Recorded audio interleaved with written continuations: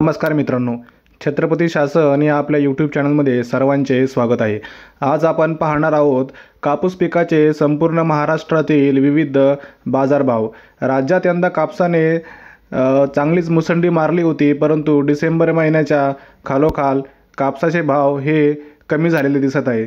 तर मी आज छत्रपती संभाजीनगर आणि पैठण तालुका या दोन्ही शहरामधील केंद्रबिंदू असलेल्या पैठण येथील बिडकीन बाजारभावामध्ये आलेलो आहे।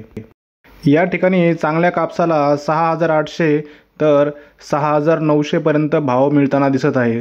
तसं बघायला गेलं तर या ठिकाणी शेतकऱ्यांची कमतरताच दिसत आहे। चांगला भाव नसल्याने शेतकऱ्यांचा कापूस अजून घरामध्येच पडलेला दिसतोय। तर आता आपण पाहूया काही बाजार समित्यांमधला कापूस बाजारभाव। तर संगमनेरमध्ये जास्तीत जास्त हा 6,800 रुपये दर होता। अकोल्यामध्ये 7,000, उमरेडमध्ये 6,920, देऊळगाव राजामध्ये 7,160, काटोला येथे 6,800, हिंगणा येथे 6,750। मित्रांनो, हा जास्तीत जास्त दर होता। म्हणजे जर आपला कापूस चांगल्या प्रकारचा असेल तरच एवढा दर मिळण्याची शक्यता आहे।